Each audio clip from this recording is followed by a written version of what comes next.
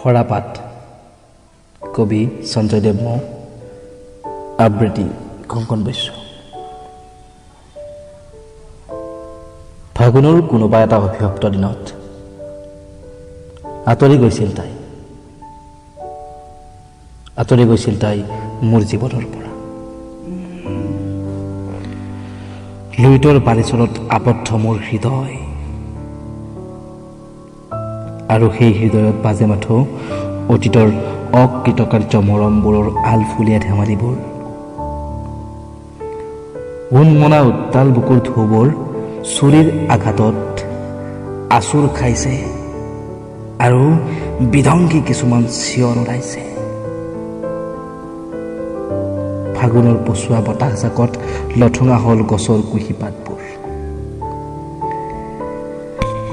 এতিয়া ফাগুন মানে মোৰ মৰুভূমিৰ শুকান মনৰ ৰঙীন হেঁপাহ হে মাথো।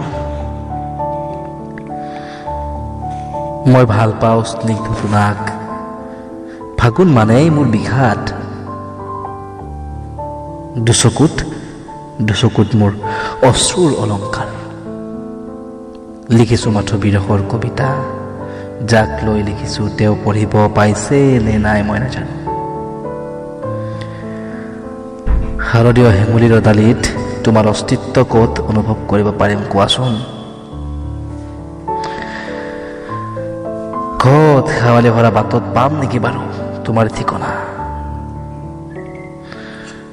বিশৃংখলতাৰে ভৰা মোৰ মন হেলাই গজা শব্দৰ আবাসন কৰা শব্দৰে কিয় আজি উকা কাগজ ভৰুৱাইছো তুমি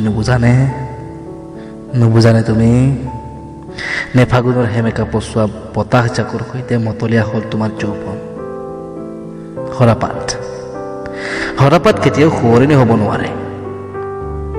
সৰাপাতৰো দুখ আছে, বিষাদ আছে, অতীত আছে, স্মৃতি আছে, কিন্তু বৰ্তমান আৰু ভৱিষ্যত নাই।